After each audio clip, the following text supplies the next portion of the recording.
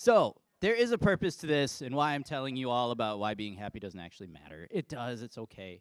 But we're going to continue in Ecclesiastes. And if you remember last week, we have this writer, and he is on the search for meaning, which is why our series is titled, Does Anything Mean Anything? Pets. So outside of the list, we had pets came in online. I'm going to liken that to favorite people, I suppose. But similar, but pets, okay, make them the most happy. So our writer is on the search for meaning. And last week we kind of took this broad look at where he's trying to find meaning, but it's all about meaning of things that are here on earth, things we experience under the sun. And today he looks for meaning in how he describes it as pleasure, and he's getting at happiness. Now, I want to make sure we think about happiness in kind of the same way today as we talk about this. So I want to distinguish actually between happiness and joy, because I think they are actually different things, and in the Bible they're a little bit different. Julie always says it really well. She's like, happiness is an emotion or something you feel. Joy is something you choose to have. We have joy. We choose to have joy even when things are difficult. Now, joy is talked a lot about in the Bible. It is all over the Bible. Happiness on its own, not so much. It's actually not a super biblical concept, and I think part of that is I don't think it's a primary concern of God that we are happy. Now, that being said, I think he's totally cool with us being happy. He's not opposed to it. He's not upset that we're happy. It's just not his primary concern. So what our writer today is going to do in Ecclesiastes 2 is look for meaning in different ways to make himself happy. We're going to look at those also in terms of our relationship with Jesus. If you remember, we have Jesus has come, he saved us. How can we view happiness in light of Jesus? So what I want us to think about today is this, is that we should chase Jesus before we chase happiness. Chase Jesus first, then chase happiness. Because if we chase our happiness first, the strength of our connection goes that way. And if we can all think about it honestly, sometimes happiness will fade. And what we want is to still have a strong connection to Jesus. So we chase Jesus first, then we can go after that happiness. So our writer's going to look for happiness in 3 places. Let's look at those and see how they play into our lives. So we're going to start Ecclesiastes 2, verses 1 through 3. It'll be up here behind me. Also, your Bible's on the table if you want to use those. I believe the bookmarks are marked for the passage. So let's get started. Ecclesiastes 2, verses 1 through 3. I said to myself, this is our writer saying, "Come now, I will test you with pleasure to find out what is good." But that also proved to be meaningless. Laughter, I said, is madness. And what does pleasure accomplish? I tried cheering myself with wine and embracing folly. My mind is still guiding me with wisdom. I wanted to see what was good for people to do under the heavens during the few days of their lives. All right, so what he's going to do is he's testing himself with pleasure to make himself happy. Again, all to find meaning. Now, he spoils it right away by saying, yeah, it didn't work. It was meaningless. Just being happy provided me no meaning. But let's look at what he tried to do. First part, he says he cheers himself with wine and folly. Basically, let's look at this as maybe he's drinking and going out and having a good time. He's living a little bit of maybe a party lifestyle. He's casting off inhibitions, or he's cutting loose and just kind of letting himself go. There's a couple of views on this whole he's cheering himself with wine. Some will say he's trying to like change his perspective, a little bit of like using a substance to change his perspective. Others will say he's trying to become a connoisseur of wine and like cheer himself with the passion of it.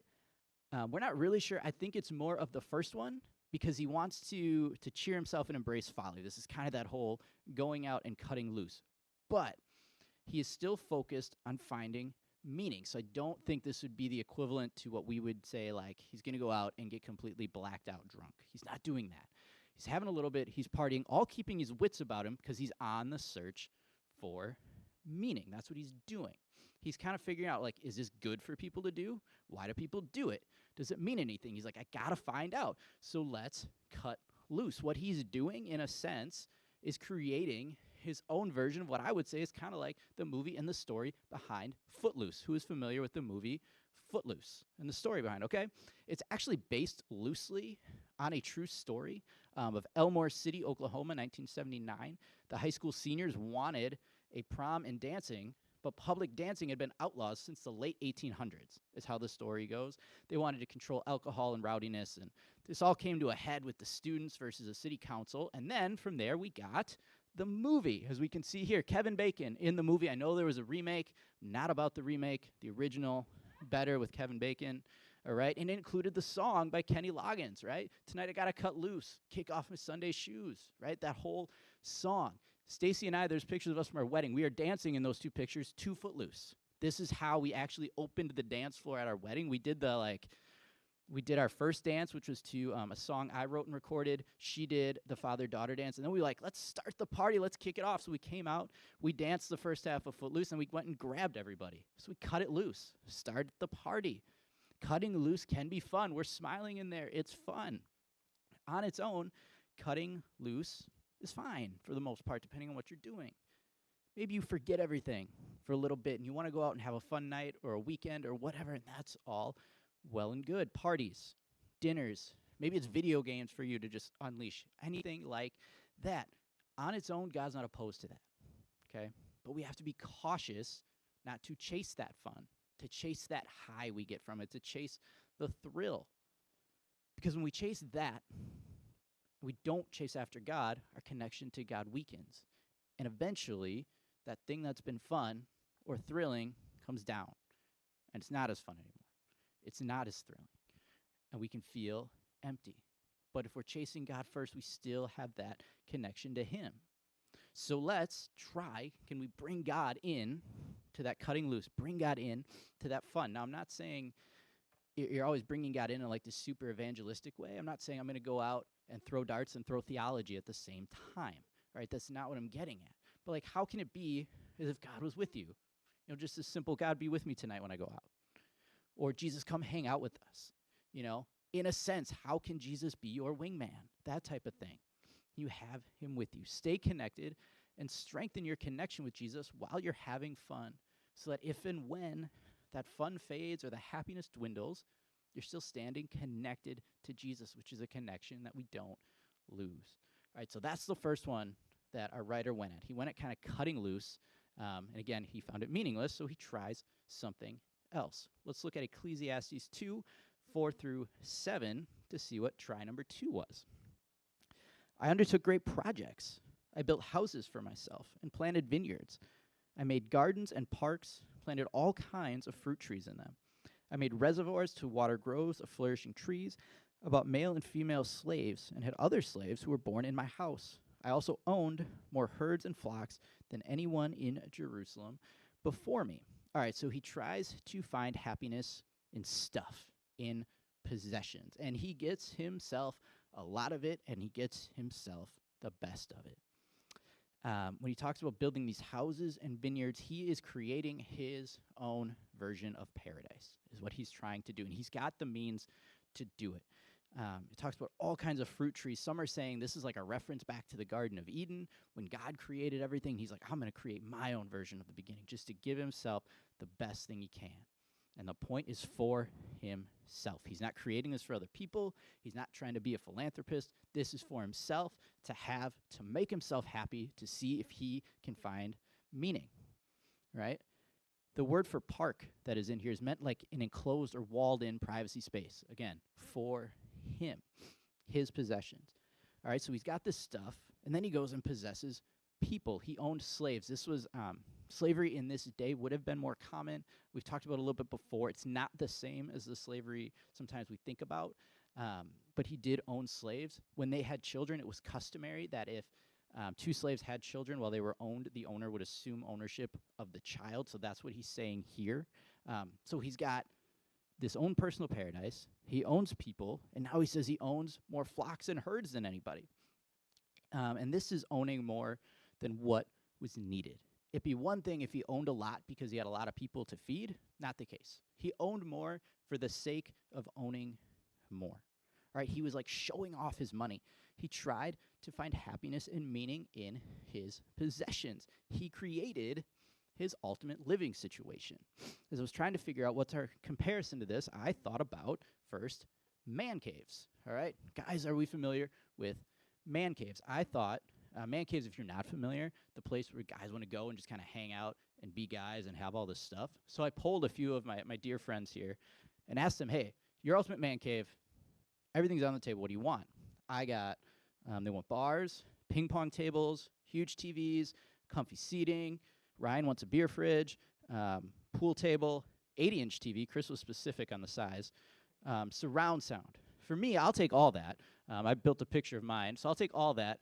The nice bar, I want vintage arcade games. I think those are awesome. Yeah, Brad's with me on that. Primarily NBA Jam and Turtles in Time, which is right there. The golf, I want a golf simulator. If you've ever played screen golf, yeah, I know Eugene's with me on that one. Like, right, all this, right, this great thing. None of this is inherently bad things, right? This is all okay. You can have this, so ladies, feel free to let the guys get a man cave, especially if they're going to invite me over. This is fine. But, right, because I'm going to bring Jesus with me. Very good. But we're not going to stop there, lest I get accused of going one direction. The other side. This is a newer concept, I think, but the she shed is a thing. So we have the she shed. So I polled some of the ladies I know. They want fireplaces, comfy seating, TV, good lighting for pampering, a foot tub and massager, facial and nail stuff. I don't know about any of this. Lots of pillows, couches, weighted blankets. Side note, we just got a weighted blanket, and it's awesome. Soundproof from the kids. I like that idea. Soundproofing away from the kids, right? So Stacy crafted kind of the picture of hers with the nice fireplace. That's nice. Fireplace, the couch, the TV, same idea, right? All this stuff, we're just creating it for ourselves to have. It's nice. Now, if we were like our writer, it would be to strictly make ourselves happy.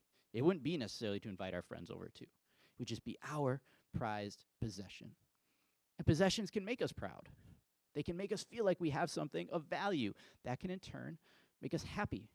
It's okay to have things that you're proud of or things that you really value. Many of us probably do. My guitar sits back here. I value my guitar a lot. I love my guitar. I would be upset if it was damaged or stolen. I got that right after Jeremiah was born. So it's okay to have that kind of stuff.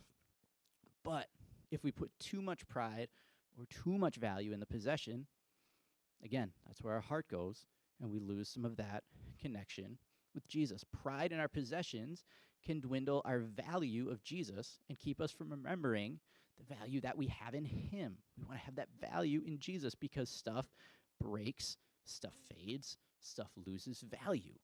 And if we keep trying to replace it and just get more, we'll have a hard time being happy with what we have. The happiness of possessions goes away, but the value we have in Jesus doesn't. So how can we, again, kind of connect this idea of possessions and value with God? I don't think necessarily God has to approve every possession you have. If it's a big purchase, I would say absolutely pray about it. But I would say it like this. Check if you can think about having like an internal balance sheet and look at where you are assigning value to different things in your life. Are you assigning the most value and taking the most pride in a relationship with God? Or is it some of the other stuff, the stuff you own? Let that balance sheet be really heavy towards God and then everything else to come after that. So if the possessions fade or they stop making you happy or they lose value or whatever it is, we still understand what we have and what we possess in our relationship with God. Right? So that's our possessions, our stuff. So our author's tried, now to recap quick, he's tried to cut loose, do his own version of Footloose. He's tried to create his own ultimate paradise, like our man caves or she sheds. Both of them don't do it for him again. All right? So he tries one more thing. Let's look at Ecclesiastes 2, verses 8 and 9. It says, I amassed silver and gold for myself, and the treasure of kings and provinces. I acquired male and female singers, and a harem as well, the delights of a man's heart. I became greater by far than anyone in Jerusalem before me. In all this, my wisdom stayed with me. What I think he's doing here is trying to increase his status. Right? He's trying to find happiness in his status. That's what we're going to look at. Now, so he has a bunch, he says, of silver and gold. In this case, I think he's taking his wealth to improve his status. Wealth on its own, as a way to make him happy, we're going to have a week on that itself, on wealth. That's coming up. So I think in this one, he's doing it for his status. He says he's like, I got the treasures of kings, right? This makes him a higher status symbol. Then he says he creates a choir. Basically what he's doing is creating a mixed gender choir just for him, right? He's got the finest soloists and the best voices you would get. They were there to regale him, to praise him, impress others around him. Try to think you have some people over or you're around and you got your own personal choir that just want to sing to you. To me, it sounds horribly awkward, right? I don't know that I want people singing to me, but this is what he did, and it increases his status. I mean, if I'm walking around, I go down, and I see Sam, and Sam's got, like, a super awesome 16-piece choir singing about him. Like, that guy means something. Status way up. Sam, you want a choir around you? Totally. Yeah, exactly. Right? That's what he's doing. Then he says he gets a harem, which is a bunch of women. He's trying to increase his status by the number of women he can sleep with. That's what's happening, a harem or a concubine. Also, the women in this harem would see him as high up, as somebody of status. So he's using people to try and propel his status. The singers, the women, all of this, in theory, is what he's going at, will make him great. And this super important person, in essence, he's trying to become the elite of all the elites. All right? And status symbols like this and people of status exist in our world. Who here familiar with the name either Anna Sorokin or Anna Delvey? Anybody know the story here? I know Stacy does. We watched the show on it. Okay, quick thing. She's been in the news. She's a con artist, and this is a real story. She's a Russian-born German woman who came to New York and fraudulently claimed to be this wealthy heiress. And she conned people out of money, out of hotel stays, out of all this kind of stuff. She would draft fake bank ledgers and fake balance sheets to try to increase her status. What she wanted to do was start what she called her own foundation to basically rub elbows with the elite of the elite in New York. And she wanted this fancy building. This whole thing, it made huge news. It eventually worked for a while, and then she got caught and arrested in 2017. It inspired the show Inventing Anna on Netflix, which Stacey and I watched it kind of to see it. The whole point is she does all of this just to become a person of elite status. That was what she wanted. She wanted to be with the upper echelon of people. Her status mattered, and she was willing to fake and lie and cheat her way to get there. That's what it mattered to her. Now, our writer, he didn't have to fake it. He could actually buy all this stuff to try to make himself there because he tried to get himself happy with status. If we think about it, we all have some type of status, our standing, whether that's at work, socially with friends, in our families, in our communities. It might be high, low, middle. It might not matter much, but somewhere in there, we have some type of standing. And increasing our status may seem like a way to make us happy. Higher standing, it might come with more respect or more authority or more money if it's work or other perks. And in general, there's nothing wrong with being a person of status, whether that's at work, you're the bigwig at the company, you're the chair of something in the community. None of that is inherently wrong. But the issue comes because all of this status is what I would say is outward, meaning it's created here by other people, right? And it takes away from what our real status is, which is we're children of God. That's our biggest status. It's not about status in a company or community, but that we are loved children of God. And I think what we need to do is remember that status first. Chase that status first before any of the other ones, because that one doesn't leave, right? And there's nothing wrong with wanting to become bigger and better at whatever you're doing. I don't think that's wrong. But focus first on being a child of God, because any of those statuses that we have can absolutely fade, just like everything else. Unfortunately, people lose jobs or move out of communities or stop being on committees, and those things go away. But being a child of God is better and longer lasting than any of those. So we chase after being a child of God first. And it's worth it. So keep the focus on the status of being a child of God and chase that, because it never goes away.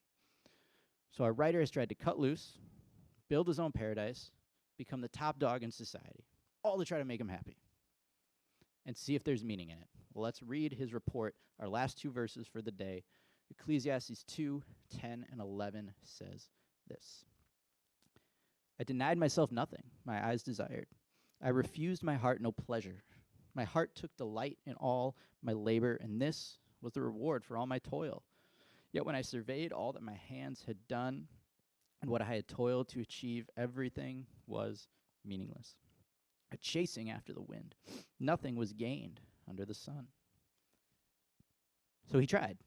He gave himself everything and didn't hold back. And he had the capacity to give himself everything. He took every pleasure possible, stuff we probably couldn't even dream of having or acquiring for ourselves. And he even says he took delight. His heart was happy. It actually did make him happy. So it should be great, right? He was happy. This is good. But he says no, because he wasn't just in search of happiness. That wasn't what this was about for him. He wanted to find this bigger meaning. If we go back to last week, he was still on the search for the filling in the donut. And he didn't find it in happiness. He was happy for a while, but then he knew it didn't actually have meaning. You know, it's like the morning after maybe a really great night, and then you're like, man, was that all worth it? It was fun while it lasted, but that's gone now. And it kind of drops off. The cutting loose, the possessions, the status were fun, but they don't last forever. It didn't all add up. He was looking for something. He was trying to make it work and didn't. It just didn't fully fit together. I was doing a puzzle with Joella this week. We're trying to get her to do some puzzles to work on that, putting things together. And it was this train, this number thing. And she's doing pretty well putting them all together. And I think it was the number 7. And she's looking around, and she knows she needs another piece with balloons on it. She can't find the piece with balloons on it. And if you know my 3-year-old daughter, things like this are the end of the world. And it was. And she let me know about it. So I'm searching the house. I'm going through her bin, and we can't find the missing piece to the puzzle. It didn't all add up. That's what's happening, is he's searching everywhere. He tried all these different things. He had all these pieces that should have worked, but they didn't, because something else was missing. We can have all these pieces, but Jesus has to be that piece, and it's the first piece that we have. There isn't anything wrong with being happy. I want you to hear me say that. As I come up here and say, none of this stuff makes you happy, yeah, that's just to get a rise out of you a little bit. It's okay to be happy. I would love for all of you to be happy. I really would. But unfortunately, we've all experienced times when happiness comes and goes in different areas of our lives. And happiness apart from Jesus is empty happiness. It's, again, that donut without the filling. We're going to keep coming back to that.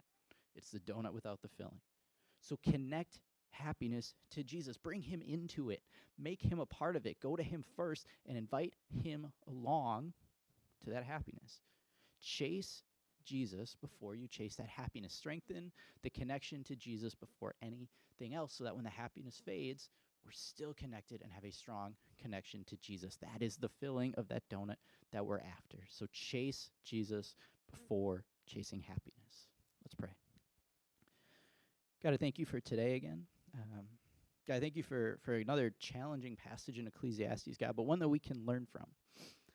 So God, I would pray that we would all be people that would chase you first, that would get up in the morning or at any part in the day, we would come to you first before anything else, to really just grow our connection with you, to strengthen our connection to you, so that when anything else in life fades or gets difficult, that we're tied to you, God. We're connected to you in a strong way, God, and in a way that will last and always provide us with the peace and comfort that you bring and the love.